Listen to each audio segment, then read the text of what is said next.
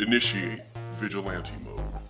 So this video is simultaneously meant to be an analysis of recent news as well as a test run of a new format that I intend to use in some more long-form documentary-esque pieces to come from the channel. So I also want to just kind of note that I've gotten some comments lately about the audio and the microphone stuff, and you know, we can afford what we can right now, and I'm working with this Rode mic. It's not that great, but I have adjusted some things to try to make it better sound quality. So, you know, let me know if it sounds better this time around. I basically have 3 items on the docket today, and surprise, they all have to do with race. Oh man, another race-related guilt trip video. How can I filter these out? Well, if that's your mentality, then sad to say, you're a part of the problem. But for some, ignorance is bliss. Now, in my opinion, this is also me speaking as a teacher. It can be hard to turn that switch off sometimes, but part of what is missing in the conversation about race is exactly that, the conversation. People seem to avoid it at all costs because it tends to elicit feelings of guilt, or they feel like their voices are not heard. Thus, no conversation winds up happening. So here I am, with my dozens of views per video YouTube channel, free speech platform, here to discuss 3 race-related Hollywood cases that has me saying to myself, like, really? Seriously? This is how people behave? Let's start off light with this Zendaya mess. Now, if you know me, you know that in my mind, I am Spider-Man, and so the character is very important to me. So important that I stood on a line around a city block for a chance to be out of focus in one of the bad ones.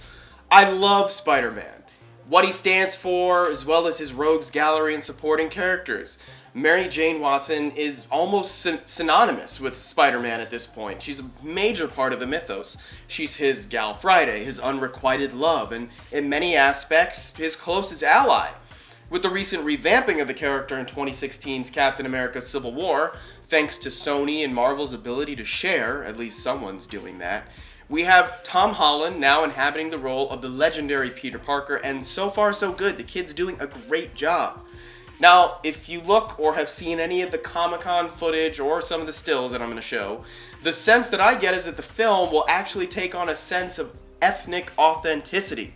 Spider-Man is set in Forest Hill, Queens, and brown people live there. I don't know what it was like in the 1960s, but at least now, in 2016, there are actual real-life brown people living there. Now, really, when I say brown, I mean non-white, and to a brown, non-white fan of Spider-Man, I'm over the frickin' moon! To me, it's about damn time.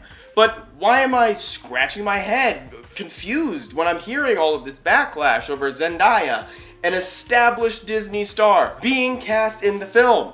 To be more specific, it's not 100% confirmed that Zendaya will be playing MJ, but it is the most recent and likely rumor. If she was cast as Gwen Stacy or Felicia Hardy, she'd probably be met with the same exact backlash. That backlash sounds something like, "Oh, we're angry nerds because MJ's supposed to be a white redhead. You're shitting on years of publication history and it's a slap in the face to fans." Dude, really, I mean, get out of the basement.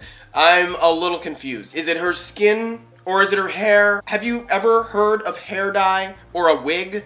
If I'm not mistaken, Kirsten Dunst wore a redhead wig. Emma Stone is a natural redhead. So, like, ugh.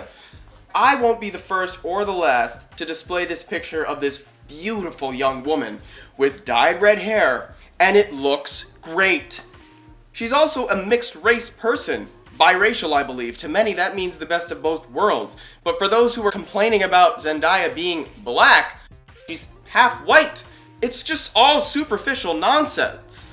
I would prefer to see a non-white actress portray this character at this point. Here we have a chance to spice things up, add more layers and nuance to this character. Do something new! I hope that doesn't make me seem racist for preferring this casting to, I don't know, Emma Watson or Chloe Grace Moretz, but my response is, it's about time. On to story number 2. I will go on record and defend Ghostbusters 2016.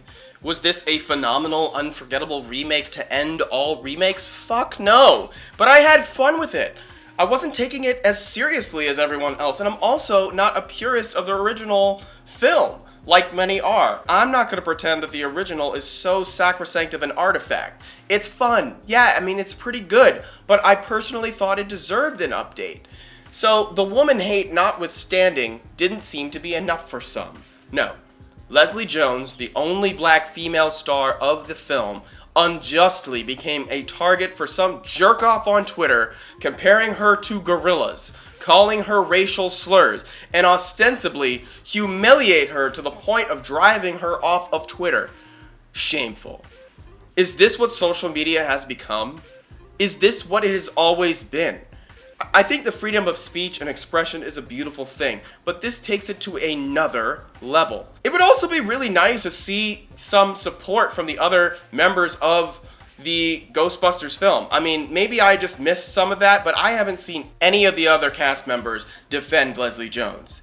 I mean, it would just be great if they can catch these things before they cause an unnecessary uproar. Or perhaps the uproar is a good thing. At least we are talking about it. But poor Leslie, I mean, what did she do to deserve this? She was born black and a woman? So are millions of others. Should we all just kill ourselves? All of us just jump off of bridges at the same time? Is that what the white supreme beings really want? I mean, that's how we're made to feel. Do you honestly want a completely homogenous society? Everybody is the same and then there's no variety? Ugh. If you do, then you won't be able to jerk off to hot ebonies or Latinas behind closed doors anymore. So think of the consequences there. I digress, but think about it. The browning or tanning of America seems to be what white conservatives like this douche and this douche fear the most. They feel as though their power, their control is slipping, hence why they don't respect him. Or any of us for that matter. Leslie Jones factors in a great deal because of some of the superficial things. She's dark-skinned, she has short hair, she's making millions of dollars, she's famous and successful. She represents the realest of the real black woman, and that makes her and us dangerous. Finally, and this one I honestly am very conflicted upon, so unlike the other two stories, it's not as black and white. Nate Parker. This is tough because I really did look up to him, but as soon as something like a 17-year-old rape case comes out of your closet, it's impossible not to taint your image. And it's a big deal. Now, while I have no idea if he is unquestionably guilty, had a lapse in judgment, or was in the wrong place at the wrong time, you cannot ignore that the timing of this story being revealed is dubious, due to the release of arguably the most anticipated non-Marvel, non-Star Wars movie to be released this fall. That doesn't excuse what he did, or might have done. The bottom line to this story is that rape is inexcusable, and purely wrong, and I have been hearing way too many stories of late of white men accused of rape getting off with little to no jail time. I don't care what color you are. These victims deserve justice and retribution. And sadly, for the victim involved in this case, she'll never have that after committing suicide several years ago. His film, The Birth of a Nation, my most anticipated film of the fall, is on the horizon. Nat Turner, a man who led a slave rebellion, a legend in his own right, a long overdue epic film treatment is now tarnished because of the actions of a stupid young man.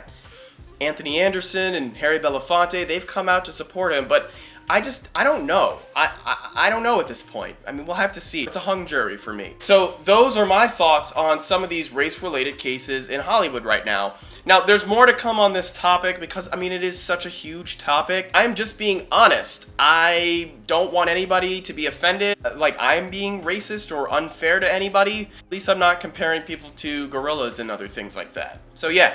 Don't forget to subscribe to Vigilante Mode Reviews if you haven't already, and if you have any thoughts or feedback on this topic, please leave a comment down below. That's all I have for today, okay? So until next time. Vigilante mode deactivated.